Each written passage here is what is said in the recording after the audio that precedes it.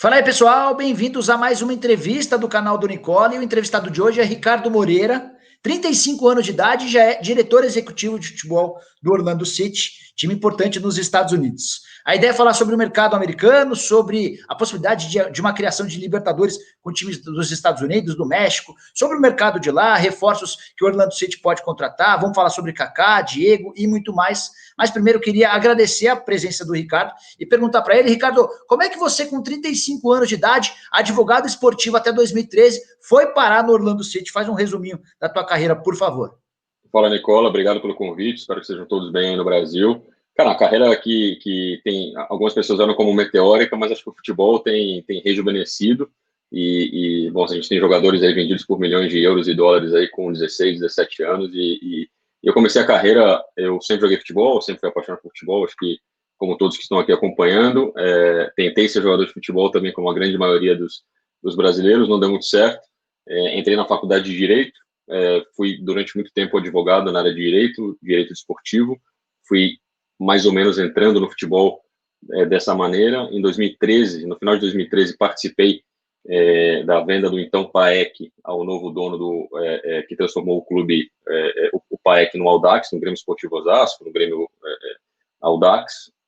Trabalhei como executivo do Audax durante 2 anos, na era do Fernando Diniz. Do Audax, pela maneira com que o Audax jogava, uma história muito curiosa, mas o Audax do Fernando Diniz jogando de uma maneira muito parecida com as ideias de um treinador dos Estados Unidos, Greg Berhalter, foi me buscar no Brasil para trabalhar com ele no Columbus Crew. Na época, trabalhei 4 anos no Columbus Crew. O treinador Greg Berhalter hoje se mudou para a seleção dos Estados Unidos, é o treinador dos Estados Unidos, e depois de bons trabalhos no Columbus Crew, o vice-campeonato de conferência, eu fui contratado em 2019, no final de 2018, pelo Orlando City, e aqui estou. Tem muita pergunta. Ricardo, antes de fazer essa entrevista, eu anunciei na comunidade aqui no canal que ia te entrevistar e que pedia para que as pessoas fizessem perguntas. E são várias, cara, bem legais, por sinal. Então, vamos tentar tirar dúvida da galera. Quer ver? A primeira pergunta é do Hamlet. A Major League Soccer é apenas vitrine e dinheiro ou realmente tratam o futebol como algo sério? E aí, para completar, ele pergunta, por que mesmo com tantos investimentos, os clubes dos Estados Unidos não conseguem vencer uma Champions da CONCACAF? É óbvio que é tratada como séria, né? Mas eu queria pegar essa parte da CONCACAF. Por que você acha que os clubes têm tanta dificuldade em vencer a CONCACAF? Posso estar respondendo a primeira pergunta dele, acho que é interessante, realmente, porque muita gente tem essa visão de alguns esportes americanos por ter tanta coisa do show, do entretenimento, as pessoas acham que o esporte em si, vamos dizer assim, não conta. Mas a verdade é que é totalmente oposto, cara. A gente que está no departamento de futebol dos clubes, por exemplo, é meu segundo clube já na MLS, a gente não tem nenhum interesse no que acontece ao entorno do nosso trabalho no futebol. A gente quer ganhar, a gente quer ter desempenho, a gente quer vencer, a gente quer classificar para a Conca Champions, a gente quer ser campeão da Conca Champions e quer chegar no Mundial. O sonho de todo time brasileiro é o nosso sonho também, a gente trabalha por isso. Então, a percepção que é um show, que é um entretenimento, mas aqui é completamente diferente. Aqui é um esporte sério, como em qualquer outro lugar do mundo. E acho que os times americanos ainda não venceram a Conca Champions por 2 motivos, né? O poderio financeiro dos clubes mexicanos continua sendo muito grande. Essa desvantagem financeira, assim, vamos dizer, dos clubes da MLS vem diminuindo a cada ano. A qualidade dos clubes da MLS vem subindo também. A MLS é uma liga nova, que começou em 96, então ainda é uma liga em crescimento exponencial, mas ainda em crescimento. E nos últimos anos os times americanos têm dado muito trabalho aos times mexicanos, né? Já foram, acho que, 2 vice-campeonatos nos últimos anos e acho que está próximo aí de um time da MLS representar o campeão da CONCACAF no Mundial de Clubes. Ricardo, quanto o Diego, meia do Flamengo, esteve perto de virar reforço do Orlando City, e se ele ainda pode virar reforço, porque o contrato dele está acabando com o Flamengo em dezembro? O Diego é um grande jogador, a gente conhece o Diego há muito tempo aqui, algumas pessoas aqui do clube do Orlando City trabalharam na seleção brasileira, na época que o Diego foi convocado várias vezes e foi campeão da Copa América pela seleção. O Diego, como todo outro grande jogador de futebol brasileiro, é de interesse do Orlando City. A gente não costuma comentar de jogadores que não venham a assinar com o clube ou que não sejam do Orlando City, mas acho que o Diego é um grande jogador e teve um grande ano no Flamengo. Acho que ele está feliz onde está. Vocês chegaram a oferecer até um plano de carreira para ele, não sei se você pode comentar ou confirmar ou negar, mas que ele se aceitasse, ele poderia até pós-carreira ter alguma coisa ligada ao Orlando City, é isso? A gente conversou sobre isso, né, Nicola, mas oficialmente eu não posso falar sobre isso. Tá. Ricardo, Kaká, Qual foi a importância do Kaká na história do Orlando City? Que tamanho o time ganhou a partir da chegada do Kaká? Que você pode me contar a respeito da passagem do Kaká pelos Estados Unidos? Quando o Kaká chegou no Orlando City, eu ainda era de outro clube aqui da MLS, eu ainda estava no Columbus, mas é impressionante o impacto que o Kaká teve na MLS, né? E o Kaká foi o jogador que colocou o Orlando City no mapa. O Orlando City é um time que era de outra liga, era uma franquia que jogava em outra liga aqui dos Estados Unidos, correspondente à segunda divisão dos Estados Unidos, virou um clube de MLS em 2015, teve aquele período de empréstimo do Kaká, né? Ele já tinha sido contratado pelo Orlando City, teve um período de empréstimo onde ele foi muito bem no São Paulo Futebol Clube, e o desempenho do Kaká aqui nos Estados Unidos foi muito bom, né? Tanto dentro quanto fora de campo. É uma figura espetacular que abre muitas portas para o Orlando City até hoje. E o impacto de ter um jogador campeão de Copa do Mundo e eleito o melhor do mundo pela FIFA em 2007, salvo engano, foi algo sem precedentes. Assim, eu coloco o Kaká, Ricardo, coloco o Kaká no mesmo patamar do Beckham de importância de audiência para a MLS. Que legal. Beckham que tem time agora na Major League Soccer, daqui a pouco a gente vai falar sobre isso também. Só antes, sei que não tem nada a ver com a tua área, você é muito ligado à parte esportiva, mas o Orlando City ainda move aquele processo contra o São Paulo por conta do pagamento do uso do Kaká com empréstimo. Você pode falar alguma coisa sobre isso, Ricardo? Eu não tenho essa informação, Nicola, para ser sincero, eu só sei que ainda tá na Justiça do Brasil. Isso acho que o Orlando City ganhou na primeira instância, salvo engano, o São Paulo recorreu, mas ainda está na Justiça, o Orlando ainda não foi pago, isso eu sei. Boa. Ricardo, pergunta agora do Isaac Ribeiro. Por que não existem divisões e rebaixamento / ascensão, acesso, no caso, né, no esporte dos Estados Unidos? Em nenhum esporte, né, nos Estados Unidos existe o acesso e o descenso.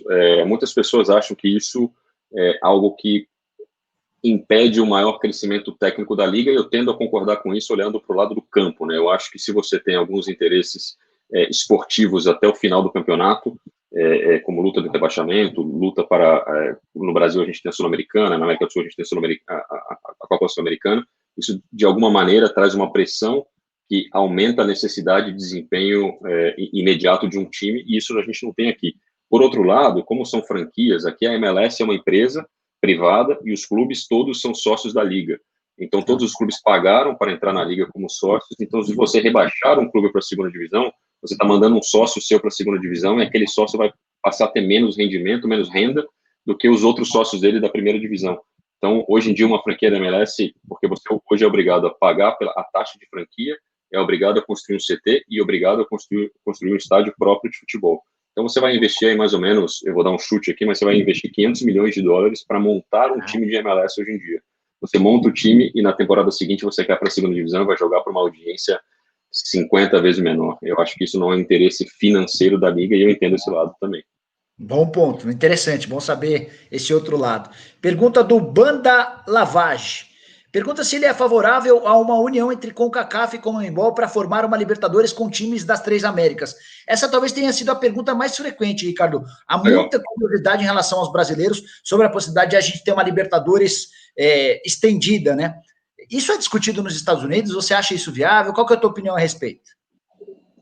Há uma empresa privada de mídia que trouxe esse projeto para a MLS alguns anos atrás, levou esse projeto para a CONMEBOL também. Eu sei que esse é um projeto que está na mesa dessas duas entidades. Provavelmente, claro, vai sofrer algum atraso por conta de tudo que tem acontecido no mundo, a apreciação desse assunto. Só que, veja, eu olho... nós estamos aqui na Flórida, né? Nós estamos aqui no sudoeste dos Estados Unidos, no sudeste dos Estados Unidos, perdão. Quando a gente vai jogar em Vancouver ou Seattle, é uma viagem de 7, 8 horas dentro dos Estados Unidos para jogar uma partida de MLS. Então, eu não consigo, de maneira logística, imaginar um time do Uruguai jogando contra um time lá de Seattle ou contra um time do Canadá. Talvez, claro, se a gente fizesse essa Libertadores em fases, seria interessante, porque o sonho de todo mundo era ver um Corinthians, um São Paulo, um Palmeiras, um Vasco da Gama jogando contra o Orlando City, o Los Angeles Galaxy, seria maravilhoso.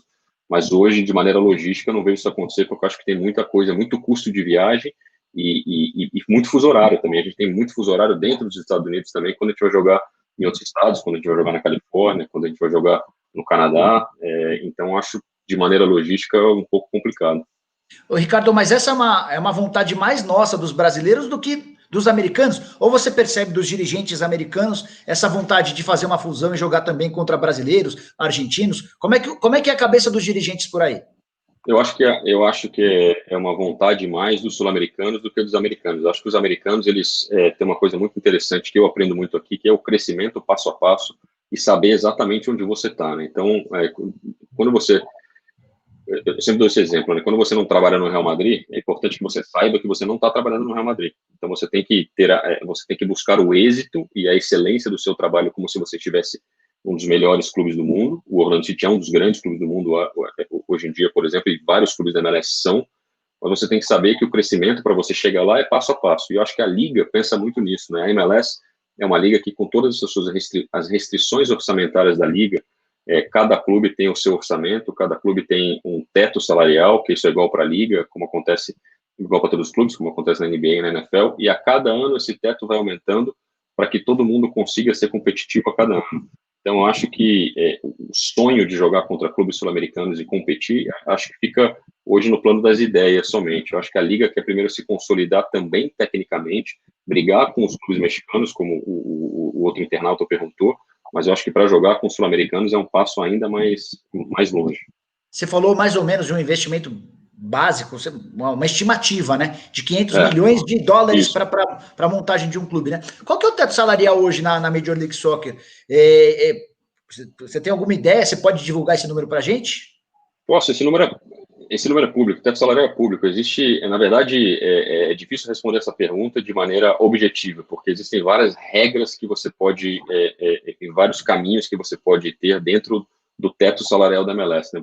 Todos os times têm uma limitação de 30 jogadores por elenco por ano, então você não pode contratar 40, 50 jogadores, você pode ter um máximo de 30 jogadores. Desses 30, 18 entram no seu teto salarial, que vai até X milhões, outros 12 entram em outro teto salarial, que vai até X mil dólares. Então, é difícil você falar, gira em torno mais ou menos de 5 milhões de dólares o teto salarial anual da equipe, sendo que 3 jogadores dentro desse elenco de 30, você pode pagar o quanto você quiser, você pode pagá-los fora do teto.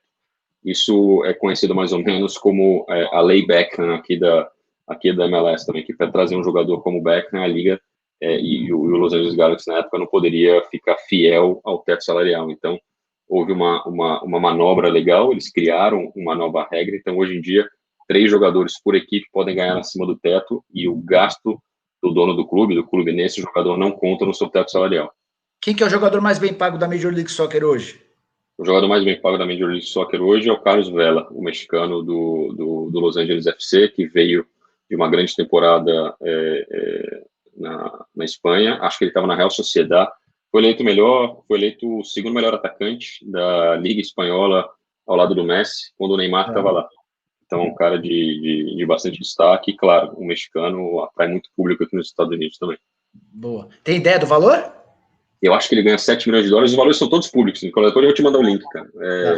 Todos os salários aqui são públicos e brutos, né? Sempre que você olhar, o salário aqui é bruto e varia de estado para estado. O imposto na Flórida é 1%, o imposto na Flórida vai gerar em torno de 32%, o imposto em Montreal vai ser 50%.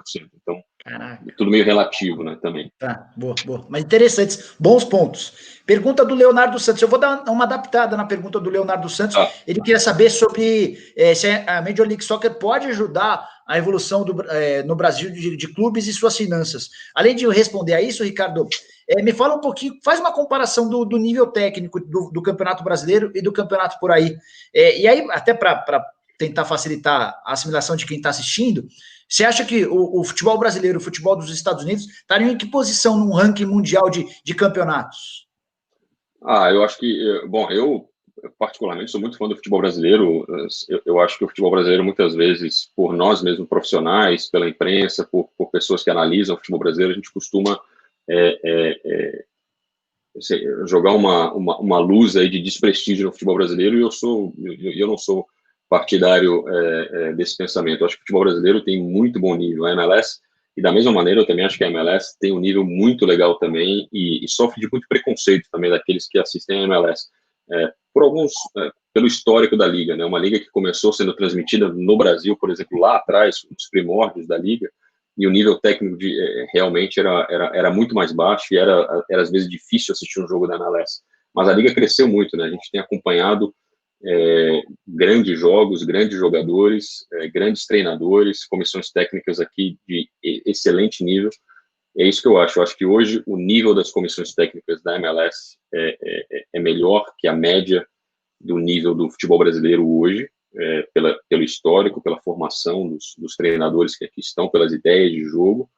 O lado físico, né, é uma liga muito mais física que a liga brasileira, é muito mais correria, tem muito mais estrutura, né, tem muito mais estrutura de centro de treinamento, de inteligência, de preparação física, de nutrição, de análise de adversários. Aqui, claro que a gente tem aqui NBA, NFL e MLS, e MLB também, e NHL, que se utilizam dos melhores recursos possíveis para analisar jogo, para analisar para prevenção de lesão, para scout, para uma série de coisas. Eu, particularmente, sou muito partidário e aposto muito no departamento de scout, exatamente porque aqui a gente tem limitações orçamentárias, e eu acho que isso é algo que a MLS pode ensinar muito ao Brasil.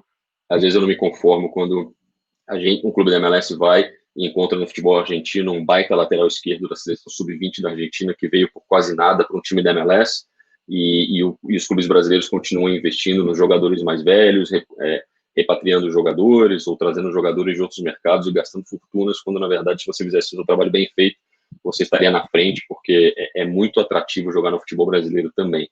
Então, acho mais ou menos isso. Acho que para o futebol brasileiro está aí no top 5, top 6 aí, das melhores ligas do mundo. Eu colocaria a MLS aí quase entrando no top 10, eu diria hoje. Bom. Ricardo, me tira uma dúvida, como é que andam os brasileiros por aí? Você contratou para esse ano, você, o clube contrataram para esse ano o Júnior Urso, né? Acho não, talvez o maior investimento para essa temporada, e até cheguei a ler que vocês tratam o Júnior Urso como um cara bem diferente por aí. O Antônio Carlos por empréstimo, como é que tem se saído os brasileiros? Os brasileiros têm saído bem, na verdade, é difícil a análise hoje. Jogou uma vez, né? Só jogou uma vez, né? Jogamos 3 jogos, na verdade. Jogamos 2 jogos da temporada regular, o campeonato parou e jogamos a abertura desse novo torneio da MLS aqui na Flórida, que ganhamos do nosso grande rival, nosso grande novo rival, que é o Miami. Mas os brasileiros estão muito bem. Nós temos 4 brasileiros aqui no clube hoje. O Robinho, que foi um jogador que eu levei para o Columbus Crew, ele veio do Ceará, foi meu primeiro clube aqui na MLS. O Antônio Carlos, por empréstimo do Palmeiras, o Júnior Urso, e o Juan, lateral direito, que estava na Ponte Preta também. Tem tido um grande destaque. O Juan foi um dos melhores laterais direitos da Liga no ano passado, um jogador de muito destaque aqui e chamou muita atenção de clubes europeus também, curiosamente. O Antônio Carlos também está muito bem. A gente é um jogador que a gente acompanha há muito tempo, tem muitas qualidades físicas, técnicas, e é um cara muito bacana. E o Júnior Urso, como você falou, é um cara que foi o grande investimento do clube na temporada. O Júnior Urso foi nosso capitão no nosso primeiro jogo de abertura da Liga. É um cara que, desde o primeiro dia, teve um impacto e uma influência extremamente positiva no clube, no vestiário, e tem sido um jogador e uma pessoa que tem, a cada dia, nos surpreendido. É um cara que eu diria que foi um acerto muito grande do clube. Boa. Quanto ele custou? Nada. O Corinthians devia ele acho que $2 milhões, uma coisa assim. A gente conseguiu fazer aí ele conseguiu fazer um acordo com o Corinthians, sair, e, claro, a gente pagou luvas e tal, mas veio, em tese, veio de graça. Mas é só para entender como a incapacidade dos clubes brasileiros em pagar em dia, em conseguirem bancar suas contas, permitem oportunidades para clubes organizados como vocês, né? É o que a gente busca no mercado, porque a gente não consegue competir, e ainda mais aqui, eu não sei se você está gravando, tá gravando isso ou não? Sim.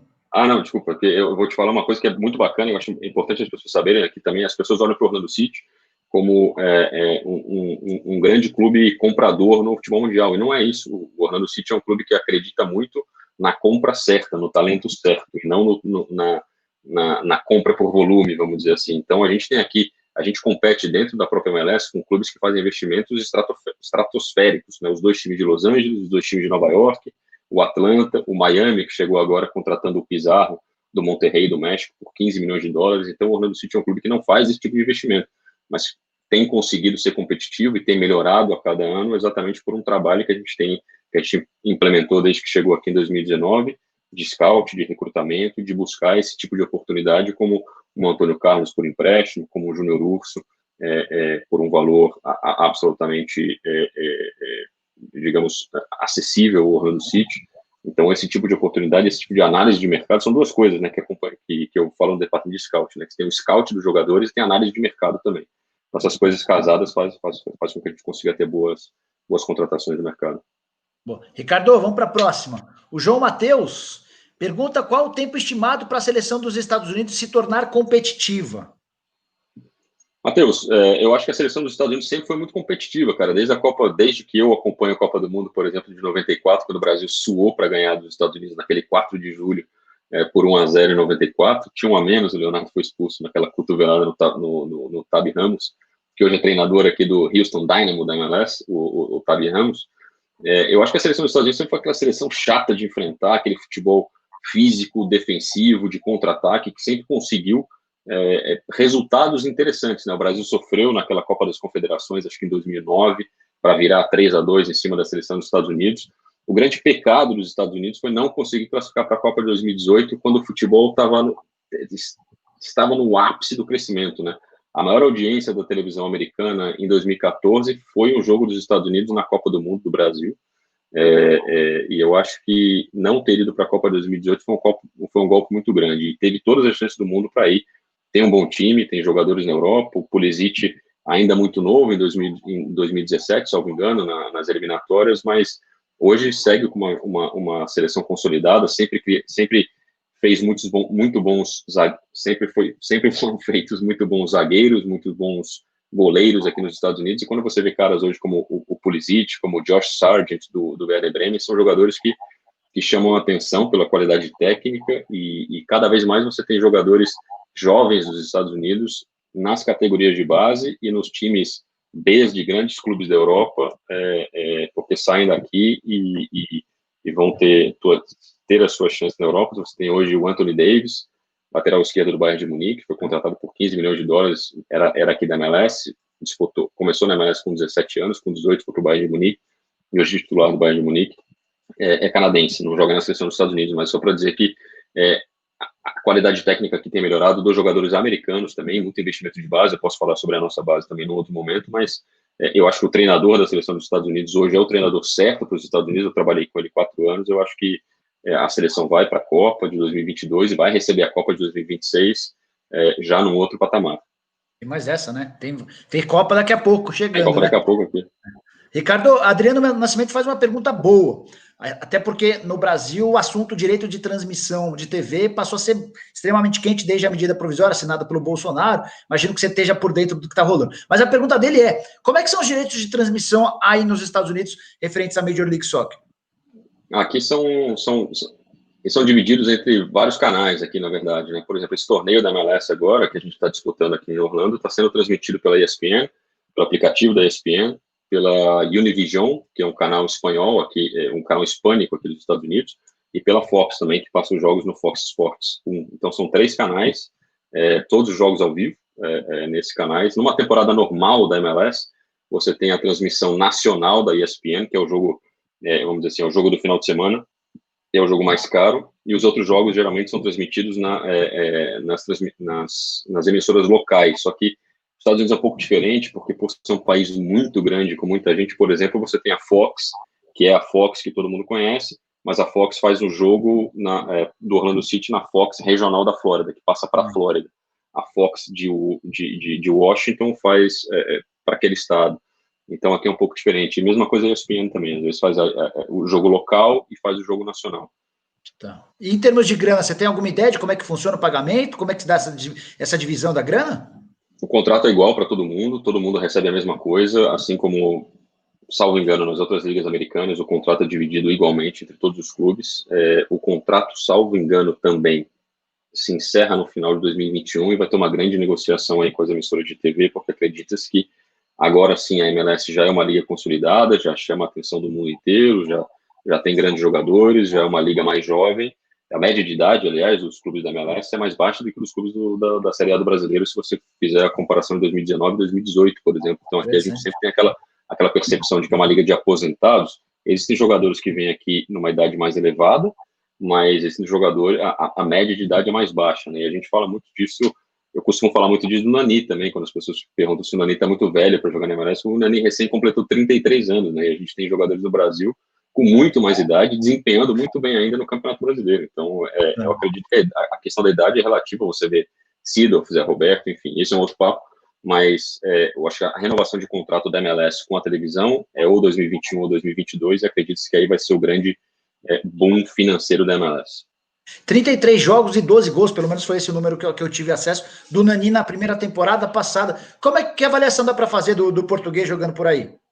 E acho que algumas assistências também, salvo engano, 10 assistências. Cara, o Nani é um grande jogador, é impressionante. A gente aprende muito com ele, não só dentro de campo, quanto fora também, né? A experiência que ele teve no Manchester United, a história de vida do Nani também. Outro dia, ele publicou num site aí de grande circulação também, ele contou a história da vida dele, né? O Nani tem 15 irmãos, para que as pessoas tenham ideia, não cresceu com o pai, então chegar na base do Sporting de Lisboa foi um grande desafio na carreira dele, depois Sporting de Lisboa, Manchester United, como sendo o cara preparado para ser o novo Cristiano Ronaldo, por ninguém mais, ninguém menos que Alex Ferguson, e toda a convivência dele com o Cristiano Ronaldo, a convivência dele com os jogadores do Manchester United, que ele aprendeu, campeão da Eurocopa, como grande figura, como capitão da seleção de Portugal em 2016, na final da Eurocopa, depois que o Cristiano se lesionou no início do jogo. É um cara que tem um desempenho fantástico dentro e fora do campo. Assim, eu não tenho nada para falar do Nani, né? O Nani é o primeiro a chegar e é o último a sair no CT. Eu nunca trabalhei com um jogador que gostasse tanto de treinar e trabalhar quanto ele.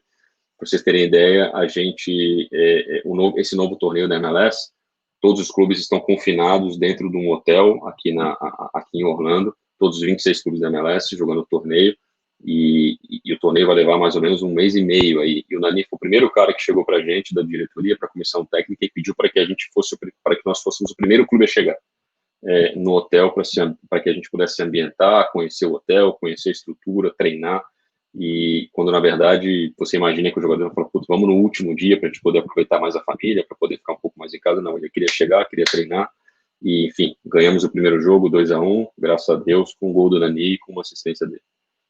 Ricardo, conta um pouquinho sobre os grandes astros da Major League Soccer e, ao mesmo tempo, uma mudança que vem sendo gradual na visão dos dirigentes por aí, porque há vários anos o objetivo era trazer jogadores, como você disse, veteranos, mas que trouxessem também visibilidade, né? Sim. E alguns clubes já têm mudado essa linha, né? E têm investido em, por exemplo, jovens sul-americanos que possam eventualmente estourar na Major League Soccer e serem vendidos para a Europa. Então eu queria que você falasse sobre esses dois pontos, por favor. Não, é um ponto muito interessante, Nicola, porque sim, a MLS no passado e até hoje, a percepção do público ainda é essa, né? Que a MLS é aquela liga que vai trazer o jogador de grande nome no final da sua carreira para chamar a atenção, para atrair público e etc.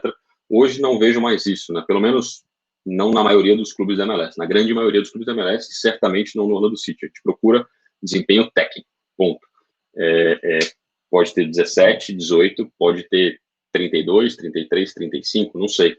Mas a gente procura desempenho técnico e também procura jovens sul-americanos com potencial de revenda e que também possam te dar desempenho técnico imediato, né? E que possam crescer no clube, mas também dar desempenho técnico imediato. A gente tem aqui uma mudança muito grande, por exemplo, eu costumo dizer sobre a contratação do Ezequiel Barco em 2017 pelo Atlanta, que é outro nosso rival aqui. O Ezequiel Barco tinha acabado de ser grande figura na Copa Sul-Americana, que o Independiente ganhou do Flamengo, acho que foi no Maracanã, o último jogo, com o gol dele, e 2 semanas depois ele estava desembarcando aqui no Atlanta, continua aqui, jogador de grande destaque nas seleções de base da Argentina. Então, houve uma mudança muito grande nos últimos anos mesmo, né? Hoje, existem até regras dentro daquela faixa salarial que eu comentei antes, que você pode trazer 2 jogadores sub-22 para o seu clube, que eles também não vão contar no teto salarial. Então, isso tem sido um incentivo muito grande aos clubes a procurarem jogadores jovens sul-americanos. Você tem o Diego Rossi e o Brian Rodrigues no LAFC, que são jogadores de grande destaque na seleção de base do Uruguai. Você também, o Cifuentes também, do Equador, que fez uma grande Copa do Mundo Sub-20. A gente tem aqui no Orlando City o Mendes, que tem 22 anos, que nós disputamos com vários clubes brasileiros. A contratação dele é titular da seleção do Equador hoje em dia. O Andrés Pereira, que é um jogador da seleção de base da Colômbia, também de grande destaque do Mundial Sub-20, é nosso volante aqui também. Então, houve realmente uma grande mudança, e eu acho que é isso que os clubes brasileiros deveriam, aí que os clubes brasileiros deveriam entrar para melhorar também a qualidade do produto no Brasil, para fazer as contratações certas e também para ter jogadores de revenda. Esse é o foco da MLS hoje em dia. Boa, bom ponto. Então, estamos indo para as últimas, Ricardo, ótimo papo, quase meia hora de entrevista. Legal. O Nilciomar Almeida da Silva quer saber quantos brasileiros tem a Major League Soccer e de onde eles são oriundos. Você tem alguma estimativa, alguma ideia básica? De jogadores ou de profissionais fora do De campo? quantos jogadores brasileiros estão por aí? Eu acho que hoje nós temos 15 na MLS, cara. A gente tem esses 4 do Orlando City, tem o Rossetto no Atlanta, né? O Rossetto veio do Atlético Paranaense para o Atlanta. Você tem o Ilcinho ainda no Philadelphia Union. O Judson no San Jose Earthquakes. O Judson, que era do Havaí. Boa pergunta, eu preciso fazer a conta, mas acho que fica entre 10 e 15 aí, mais ou menos. Tá. E aí, para fechar, vou juntar duas perguntas em uma. O Samuel Herrera quer saber como é que tem sido o trabalho nas divisões de base, até porque o esporte universitário nos Estados Unidos é muito forte, então queria que você contasse um pouquinho de como funciona isso. E na sequência, para falar um pouquinho sobre o futebol feminino, pergunta do Keiser Figueiredo, qual a relação do futebol masculino e feminino nos Estados Unidos? Até porque o futebol feminino nos Estados Unidos é muito forte, né, Ricardo? Estados Unidos, o futebol feminino aqui é muito forte, acho que é a melhor seleção do mundo, né? É o Brasil do futebol feminino, né? A seleção americana são as atuais campeões do mundo. A gente tem um time feminino também, o Orlando Pride, que divide o estádio com a gente. O Orlando Pride hoje tem um CT próprio, é o primeiro time do futebol feminino nos Estados Unidos que treina num CT próprio, aqui no norte da cidade. É onde joga a Marta, é onde joga a Alex Morgan, e algumas outras jogadoras de destaque aí no futebol feminino. São duas estruturas separadas, são duas diretorias executivas diferentes que dividem a mesma marca, que dividem o mesmo estádio, vamos dizer assim, mas tem nosso total apoio sempre, né? Outro dia, por exemplo, elas iam fazer um jogo num estádio de grama artificial, e no CT do futebol masculino a gente tem um campo de grama artificial, abrimos as portas para elas, obviamente, foram estar com a gente, mas são estruturas separadas. E a categoria de base aqui nos Estados Unidos tem sido o grande foco dos clubes, acho, nos últimos anos. Né? Aqui no Orlando City, por exemplo, quando nós chegamos aqui no clube em 2019, no final de 2018, a categoria de base do Orlando City treinava a quase 30 quilômetros de distância do CT do time principal. Nós inauguramos um novo CT em janeiro desse ano, moderno, de última geração, com 5 campos, com um mini estádio para 5 mil pessoas, onde joga o nosso time B, que é um time sub-23 do Orlando City, que joga na terceira divisão, no que seria equivalente à terceira divisão da MLS. Nós temos todas as categorias de base, todo mundo treinando no mesmo CT, em prédios separados, mas a gente sempre quis que os nossos atletas da nossa base, da nossa academia, como a gente chama aqui, pudessem sentir o cheiro da grama do campo da equipe principal, pudessem ver o Nani treinar, o Urso treinar, o Maurício Pereira treinar e ter o sonho de virar um jogador profissional do Orlando City. E esse ano nós assinamos pela primeira vez o primeiro jogador do Orlando City que passou por todas as categorias de base do clube e pelo time B. Já são aí 4 jogadores no nosso elenco principal que são das categorias de base do Orlando, todos assinados desde o momento que a gente chegou aqui. Toda a comissão da base aqui foram treinadores que nós trouxemos de diferentes países na América do Sul. Nós temos americanos também, nenhum preconceito, obviamente nenhum, mas a gente quis implementar diferentes culturas de jogo e culturas de fora do campo também na nossa categoria de base, e a gente está muito satisfeito com isso. Nós temos conseguido hoje, no mesmo CT, aquela coisa que sempre é o objetivo dos clubes brasileiros, né? O lateral direito está machucado, não vai jogar, vamos trazer o menino do Sub-15 que está se destacando para botar ele para treinar aqui. Uma integração total entre todos os times, entre todas as comissões técnicas, e a gente tem muitos frutos a colher. E muitos americanos ou de outras nacionalidades saídos de categorias de base de times dos Estados Unidos têm sido transferidos por excelentes valores para times da Europa, né? Eu vou dar como exemplo aí o Weston McKennie, que hoje está no Schalke 04, e um outro jogador do Dallas, que me fugiu o nome agora, um zagueiro do FC Dallas também, que de grande destaque na base, que foi vendido para o Bayern de Munique. O FC Dallas, que tem um colega meu também como diretor executivo, que é o André Zanota, também mesmo background que eu fui meu chefe, inclusive, como advogado. É um grande amigo, hoje é o diretor executivo do Dallas, e venderam um grande jogador aí da sua base pro Bayern de Munique, e é o que a gente tem feito também. O Orlando City tem feito showcases, nossos times têm viajado, jogado campeonatos internacionais, e a gente está muito satisfeito com a base. Eu acho que vai render bons frutos para o clube, e tanto esportivo quanto financeiro aí no futuro próximo. Boa. Ricardo, para fechar a última, você ainda pensa em voltar a trabalhar por aqui, ser executivo em algum clube? Teve contatos recentes, teve propostas, sondagens, alguma coisa? Como é que é isso na tua cabeça? Cara, eu tenho o sonho de trabalhar em grandes clubes ao redor do mundo, sem dúvida nenhuma. Hoje eu estou muito satisfeito no Orlando City por tudo que o clube me proporciona, por tudo que o país me proporciona, tudo que a cidade me proporciona também. Eu não penso em sair do Orlando City hoje porque eu ainda não entreguei para o clube os objetivos esportivos que eu tracei quando cheguei. Eu tenho contrato ainda de mais 2 anos aqui com o Orlando City. Já tive conversas, já tive sondagem de outros clubes do futebol brasileiro, sim. Foram 2 clubes de segunda divisão e um de primeira divisão no ano passado, mas estou muito satisfeito aqui. Eu acho que ainda tenho que... Eu sempre traço objetivos esportivos, né? No Columbus Crew, no Audax, eu acho que a gente não tinha mais para onde ir. No Columbus Crew não tinha mais para onde crescer o clube. A gente conseguiu nossos objetivos esportivos lá também. E aqui no Orlando City é o segundo ano.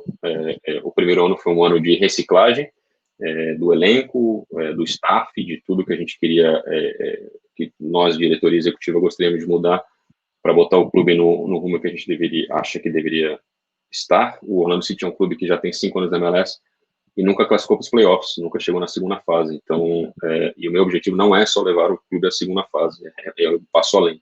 Então, eu acho que aprendendo com o crescimento da MLS, com a cultura dos americanos, é passo a passo isso. Acho que esse ano era o nosso ano até o momento da pandemia. Mas eu acho que a gente está back on track, a gente está de volta nos trilhos e eu acredito muito no nosso desempenho esse ano e ano que vem. E aí o que vai acontecer só Deus sabe. Ricardo, eu queria muito te agradecer a atenção, foi bem legal o papo, é bom demais, e essa ideia também das entrevistas e das lives, de gerar conteúdo que nem sempre a gente está muito habituado a ver. Toda a sorte do mundo para você, para o Orlando City, e as portas do canal do Nicola sempre abertas para vocês, tá bom? Obrigado, Nicola, valeu, obrigado pelo convite, grande abraço. Abração, tchau, tchau. Valeu.